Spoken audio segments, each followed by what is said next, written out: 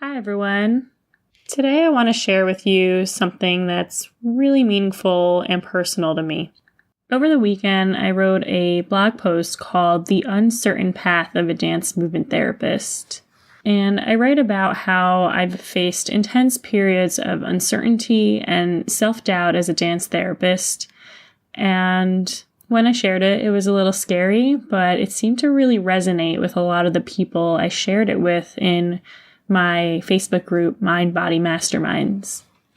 And I really would like to share it with all of you because it seems like it might be helpful to hear a story that's similar to yours, being a dance movement therapist or becoming a movement healer, a body-centered healer, or just as an individual trying to become more movement and body inclined in your life. This is Mind Your Body, a dance movement therapy perspective on the integration of our emotional, cognitive, physical, and spiritual aspects of our being into one more aware and whole existence. When I decided to become a dance therapist, I was filled with so much excitement. I was so certain I was destined for this path that I didn't even think about the challenges ahead. I had a sense that being a psychotherapist was hard. In 2009, 1 year before I started my dance movement therapy training, I randomly met a woman in the Bahamas. She told me she was a therapist, but she changed paths. It was too intense for me. I couldn't handle it anymore, she said. I specifically remember thinking, oh, I was made for this. That won't be me. I don't think I'm invincible, and I absolutely haven't been through this journey. I just thought everything would work out with ease and flow. I was wrong. My path to becoming a dance therapist has been extremely challenging and transformative in many ways. Within the first few months of my DMT training, everything from my past caught up to me. The floodgates officially opened. I had frequent crying spells, and I couldn't avoid it anymore. It was time to see a therapist. I was getting by just fine before. I had ups and downs and I was moody, but who isn't? At least that's what I told myself. Yeah, I was getting by. That was it. I was doing good enough, but any disappointment easily brought me down. Way down. And hey, when you're 20-something living in New York City, single, with unstable friendships, it doesn't take much to feel defeated. Going through the process of becoming a dance therapist made me question everything I knew about myself. I was shocked by the information I discovered through my body and movement. For instance, I had myself convinced that I was assertive and direct, but when it came to leading my dance therapy sessions, I had a really hard time setting firm boundaries. I would feel a rush of anxiety that turned into sweat and tension so intense that I couldn't use my voice. I lost my power to speak. My training pushed me way out of my comfort zone, but it also helped me grow into a person I love and accept much more today. It took me at least 5 more years to become truly comfortable with setting limits as a therapist. I had to gain confidence in myself. I needed to feel secure enough not to take it personally whenever someone pushed back. I'd be lying if I said I became settled in my therapist role after I conquered those early challenges.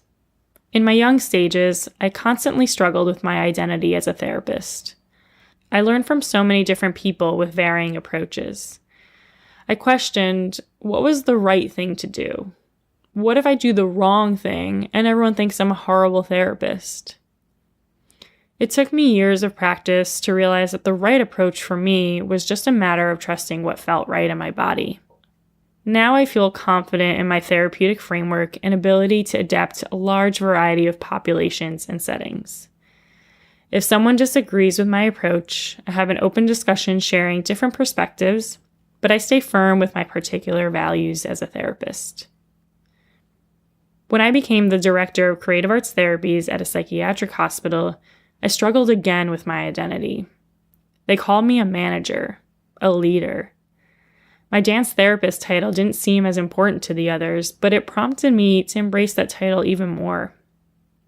When I meet new people who ask me what I do, I say, I'm a dance movement therapist. And my husband often says she also runs a department for all the creative arts therapies in a psychiatric hospital. Oh yeah, that too. I've gone through some serious hardships as a director, including an intense case of imposter syndrome. I deeply feared that people would find out how much I wasn't qualified for the position. But I've come to accept myself for not being an expert. If I don't know the answer to something, I simply say, I don't know, but I will happily look that up for you. Now I feel very settled and confident in my director role, and I'm ready to do more. I find myself seeking more every few years.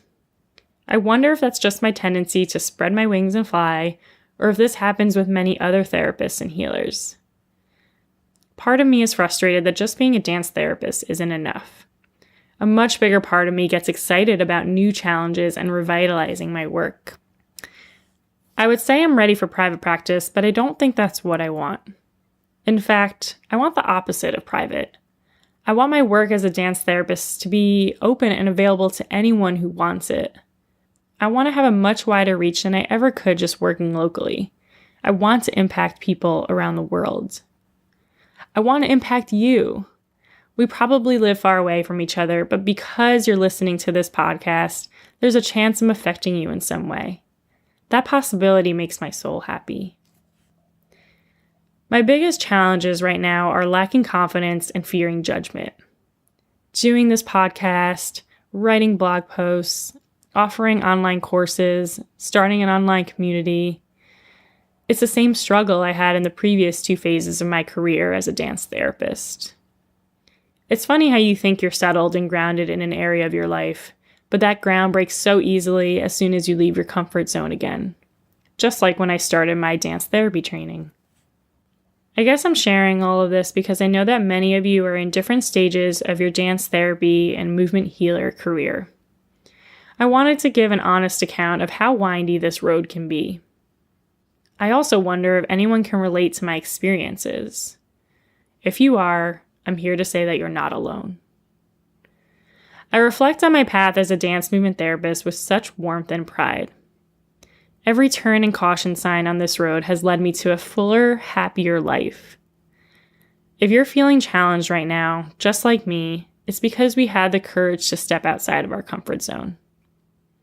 Let us continue supporting each other, finding common threads among us, and come join my online community of dance therapists, body-centered healers, and movement-inspired individuals. I will put that link right below in the podcast description, and I hope to see you there. I'm also going to post the link to my Conquer Your Goals e-course in the episode notes and let you know that registration is officially open. There's no longer a free offer, and we did have 2 winners to the course giveaway.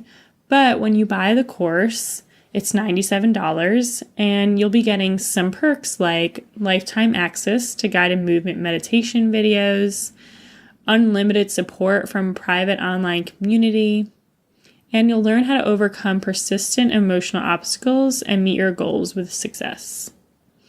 And don't forget, there is a live group support video call at the end of the course, which is really my favorite part because I get to meet all of you who are doing the course and just see you all come together, and it's really beautiful.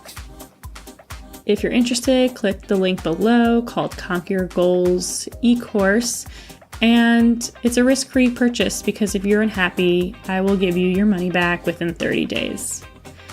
If you have any more questions about the course, feel free to contact me at orit.dmt@gmail.com. Bye!